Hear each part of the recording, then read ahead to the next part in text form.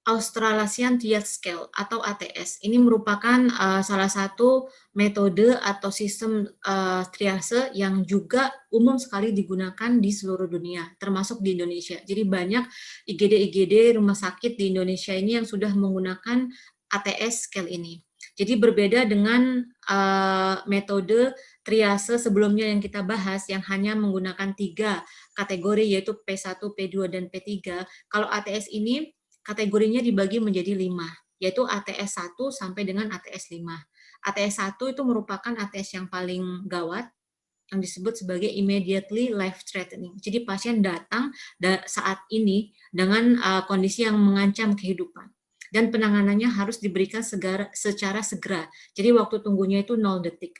Contoh kasusnya yaitu cardiac arrest, respiratory arrest, dan kejang.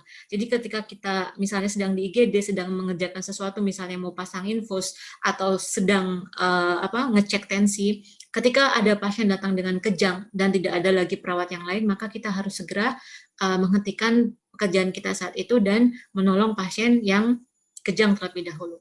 Karena waktu tunggunya adalah 0, yang apabila tidak ditangani saat itu juga akan bisa jadi menyebabkan kematian. Nah, ATS kategori 2 ini disebut sebagai imminently life threatening. Jadi life threatening-nya imminent atau mengancam. Nah, kondisi apa namanya? Jadi pasien ini mengalami kondisi yang klinis yang serius yang apabila tidak ditangani dalam 10 menit dapat menyebabkan kematian atau kegagalan sistem organ tertentu.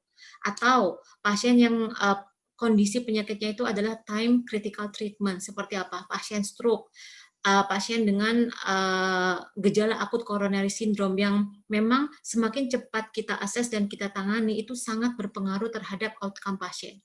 Jadi begitu contohnya pasien dengan SKA atau sindrom koroner akut, kan kita harus langsung menangani dan mengkaji, melakukan EKG, melakukan pemeriksaan troponin, sehingga kita bisa tahu apakah pasien masuk ke dalam STEMI, yang pada kondisi STEMI kan pasien harus segera dikirimkan ke lab CAT untuk kateterisasi, seperti itu. Pasien dengan nyeri hebat juga masuk ke dalam ATS 2, nyeri hebat itu yang kita tahu adalah nyeri dengan skala di atas 7, jadi 8, 9, 10 merupakan nyeri hebat. Ini waktu tunggunya adalah 10 menit. Contoh pasien yang masuk ke dalam kategori ATS 2 ini adalah infak miokard akut, hipotensi dengan tanda-tanda gangguan hemodinamik. Jadi sudah ada penurunan kesadaran, atau dengan sesak, atau dengan gagal jantung.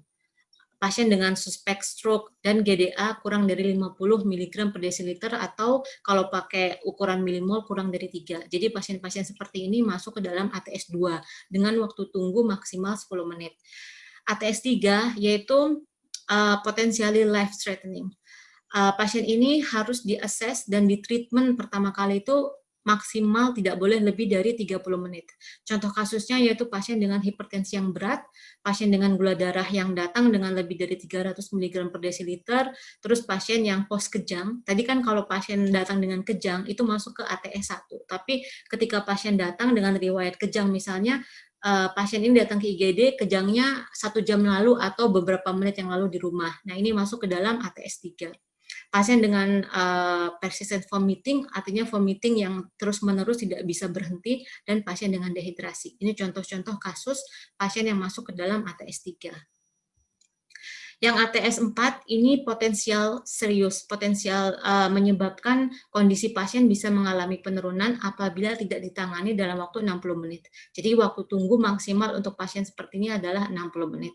Contoh kasusnya yaitu pasien dengan perdarahan ringan yang tidak mengenai arteri-arteri yang besar, yang bukan misalnya arteri femoralis, itu masuk ke dalam perdarahan ringan, atau cedera kepala ringan yang tidak ada riwayat penurunan kesadaran atau hilang kesadaran. Jadi cedera kepala ringan itu kita tahu GCS-nya di atas 14, jadi 14-15 itu masuk ke dalam cedera ringan. Dan tidak ada, pasien tidak mengatakan bahwa mengalami riwayat hilang kesadaran pada saat cedera itu. Terus aspirasi, kita tahu banyak sekali anak-anak yang mungkin menelan menelan kelereng kecil atau benda-benda lain tapi tidak ada gangguan pernafasan, ini masuk ke dalam ATS 4. Juga pasien-pasien dengan muntah dan diare tanpa dehidrasi. Nah, ATS 5 ini less urgent, jadi pasien-pasien yang bisa menunggu sampai 120 menit dan tidak akan mengalami penurunan kondisi. Jadi pasien ini seperti contohnya pasien yang mengalami luka lecet, nyeri ringan, atau pasien yang datang hanya dengan kontrol luka. Dan pasien yang datang dengan untuk tujuan vaksin. Nah, ini jadi pada Australian Triad Scale itu kategori pasien dibagi menjadi 5.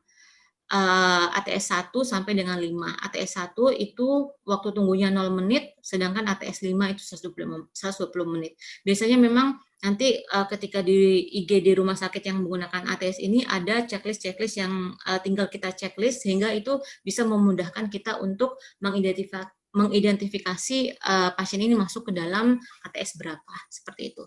Nah, namun yang harus kita ingat ketika kita ketika kita ragu apakah masuk ke dalam ATS 2 atau 3 misalnya, maka kita harus ambil yang ATS-nya paling tinggi. Jadi ketika kita ragu apakah pasien ini akan kita masukkan ke ATS kategori 2 atau 3, maka kita harus memilih yang ATS kategori kedua.